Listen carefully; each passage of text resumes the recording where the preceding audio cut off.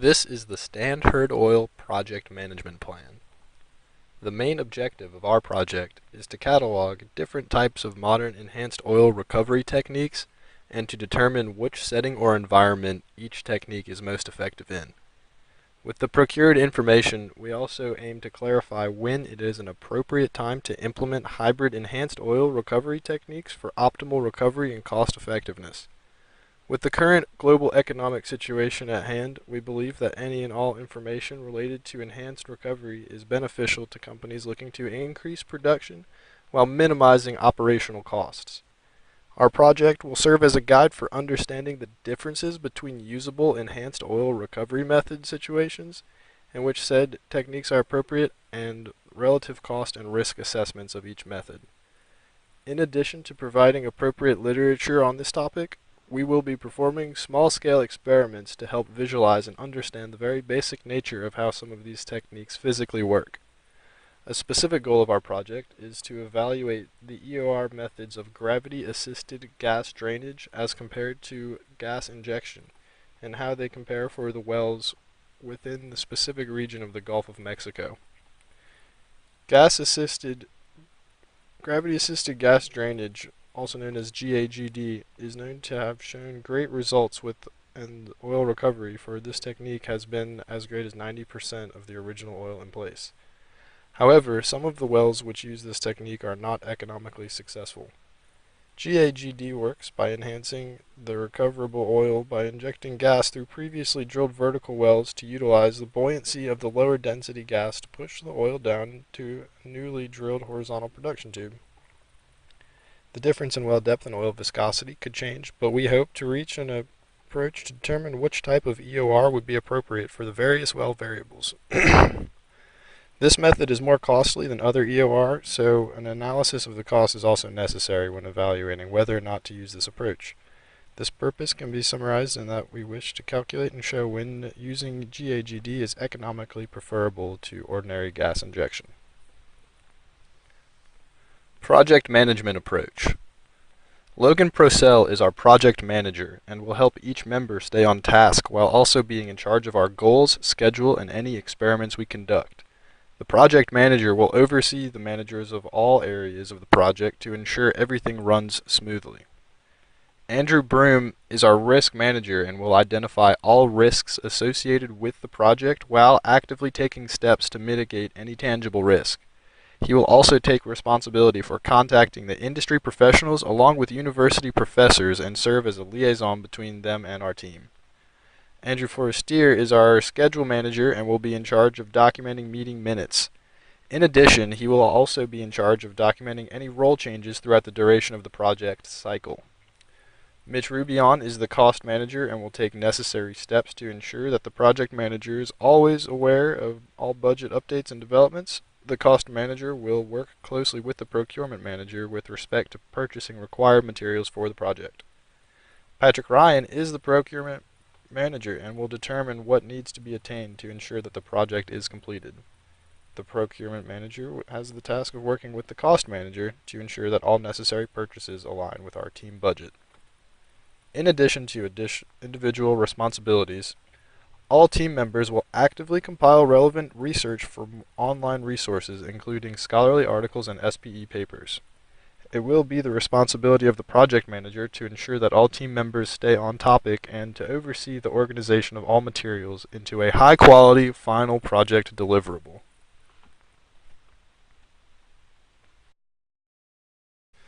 Project Scope. Our project will be comprised mostly of research on modern enhanced oil recovery techniques attained through scholarly articles, SPE papers, and online databases, including EBSCO and OnePetro. Our research will focus on clarifying how each EOR method works, which situation each method should be used in, and the costs or risk analysis of each method. Our online research will be supplemented by input from industry professionals with knowledge of this topic.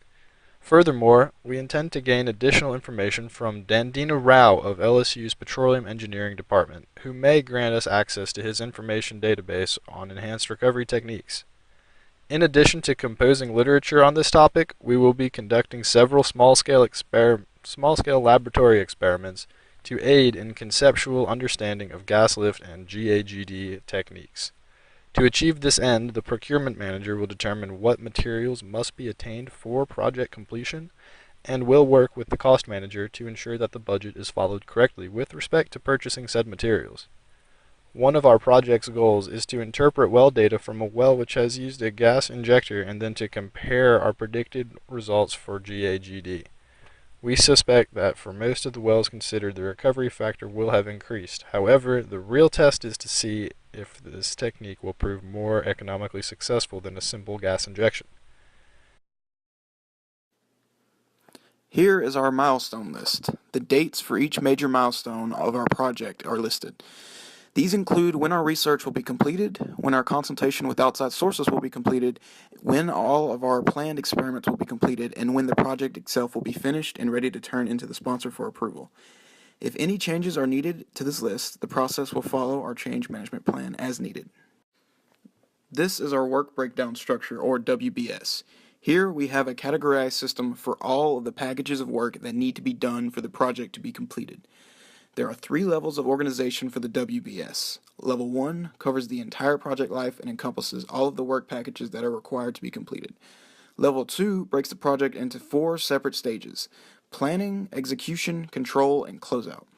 Level 3 consists of the individual work packages that must be performed. In our project management plan, we go into detail explaining what each work package does and entails, the deliverables from each work package, and the assigned members to each work package. In addition, we also have the overall level of effort that is required for each package. From here, we are able to break down and more easily understand the work that must be done throughout the project. Working with a piecewise makeup creates a more manageable overall task.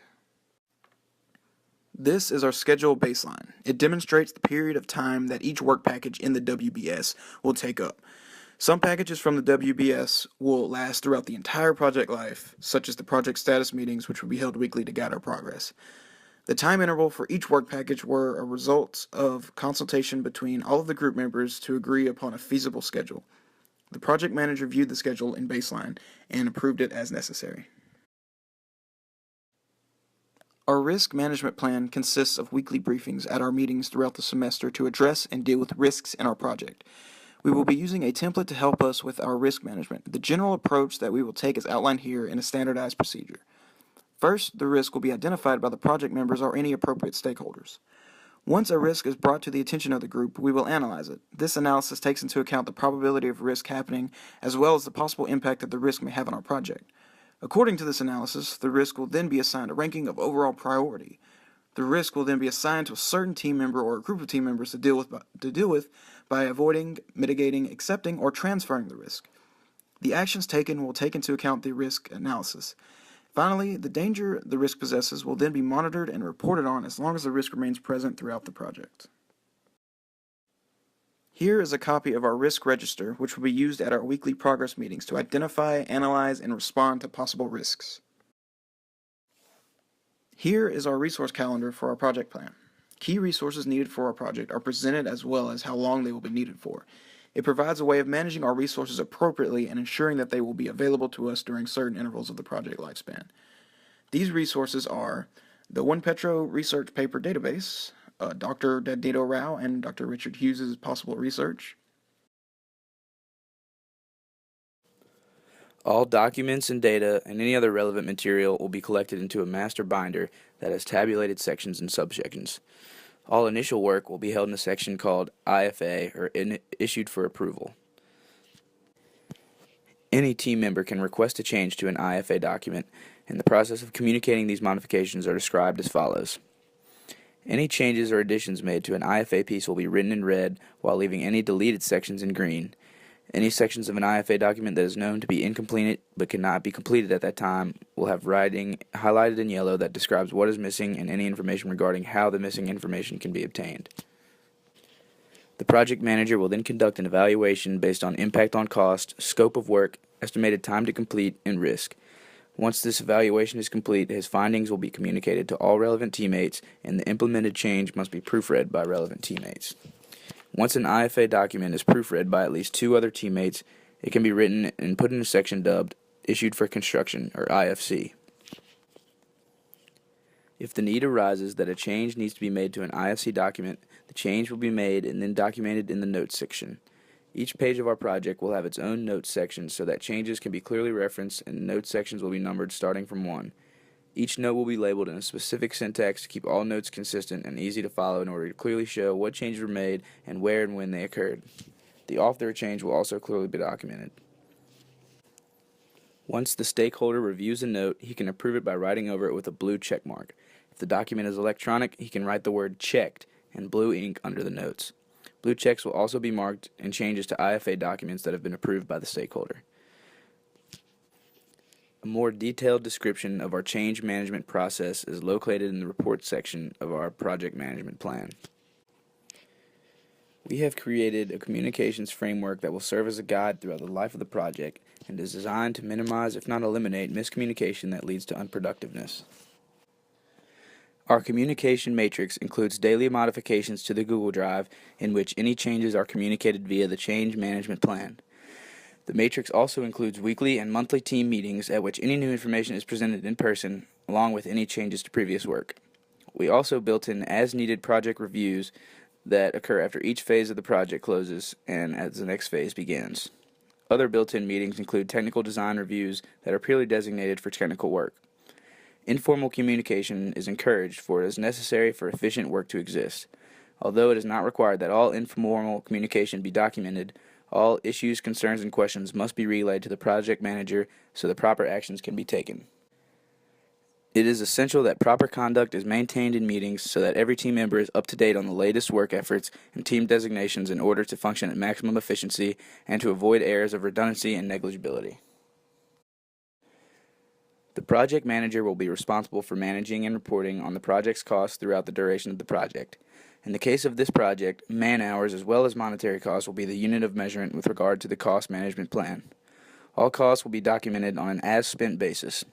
Man-hours worked for each team member will be carefully observed throughout the life of the project to ensure that each team member is contributing a relatively equal amount of time to work on achieving the milestones set in place.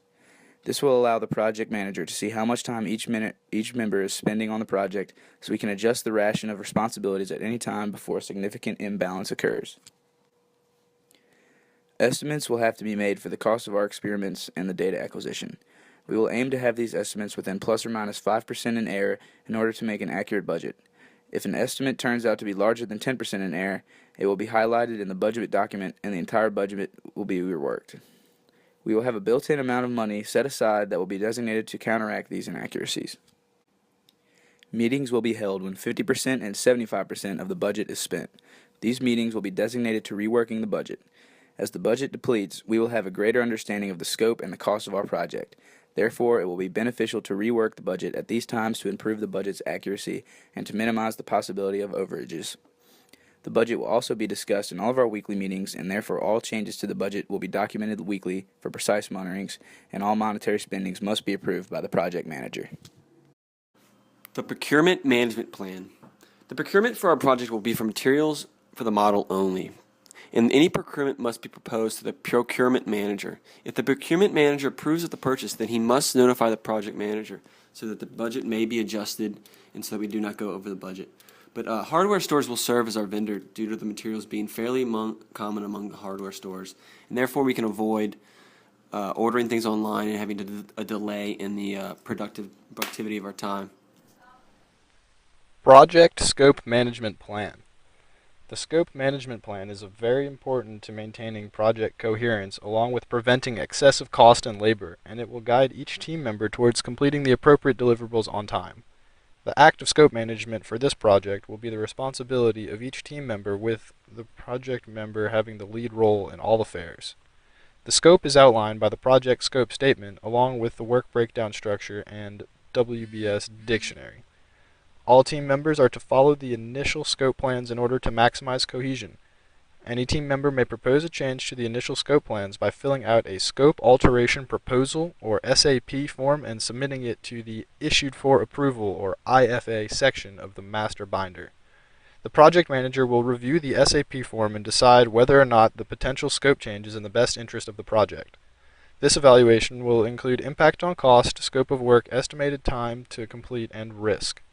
Should the project manager approve the proposal, he will present it to the entire team, at which point a vote will take place on whether or not the alteration should be implemented.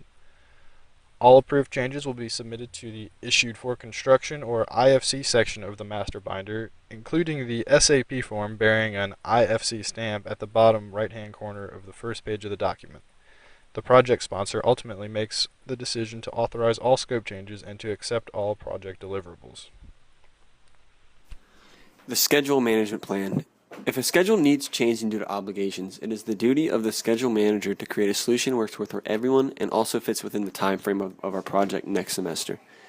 It is each team member's obligation to in turn notify the schedule manager when they have a conflict with the current schedule or weekly meetings. If a schedule change would result in the change in productivity, the scope, or the timing of the finished product, then the project manager must be consulted and a solution will be discussed at the next weekly meeting. The quality management plan. The quality of the team's work will be assessed at the weekly meetings. But how do we measure our project's quality? Well, we expect repeatable and consistent data from our experiments. We expect to reach a high level of certainty when predicting welds when using our data collected from our experiments. And if our quality does not meet the threshold set by our team members and the project manager, what do we do? Well, it is the job of the project manager to maybe implement a change of scope in order to meet the quality threshold that we have set at the beginning of our project. The staffing management plan. We will not be adding any new members to our 5-member team. However, we each have a very specific role in our project. The project manager. The project manager has a responsibility of planning, executing, and closing of the project, as well as the management of the individual team members towards the completion of the project. The cost manager is in control of the budget, as well as the planning on how to utilize the budget to best complete our project, whereas the schedule manager is in charge of coordinating the dynamic schedule as well as the group meetings. A large part of this role is determining the best time for our weekly meetings. The risk manager is in charge of identifying potential risks involved with the project, as well as to manage and attempt to mitigate the risk in a way that increases the likelihood of staying within the budget, as well as to complete the project in a safe way. The procurement manager is in charge of determining which materials are needed, as well as acquiring all materials needed for the term of the project. For our cost baseline. Our budget for our project is set at $800, and a large portion of that budget is allocated to performing our experiments. We plan on performing 3 experiments, each with a personal budget of $200 for our experiment equipment. We will begin spending that money on March 7th and then should have everything bought by March 18th. We do not plan on spending much money, if any, while conducting the actual experiments though. However, just in case of a failure, we have set aside $100 to repurchase any equipment. Finally, we have set aside another $100 for miscellaneous items such as food and drink for meetings, engineering paper, basic supplies, etc. Our cost manager, Mitch Rubion, will keep the receipts of all purchases and also a log of our spending in an Excel spreadsheet. One of our risks for this project is going over budget, but we believe that by setting aside extra money in case of emergency, that we will be able to reduce the severity of this risk greatly. Now for our quality baseline. A high standard of work will be expected from all members throughout the duration of our project. During meetings, everyone is expected to stay attentive and not deviate from the matter at hand. And when we are performing our experiments, everyone is expected to act professionally and not mess with the equipment. More importantly, while purchasing the experiment equipment, we will find the highest quality products while staying within budget. Since one of our risks is failure of experimental equipment, it is very important to have the highest quality components. And we will know if acceptable quality levels have been achieved if we complete our experiments with relative ease and we have reached a definitive conclusion.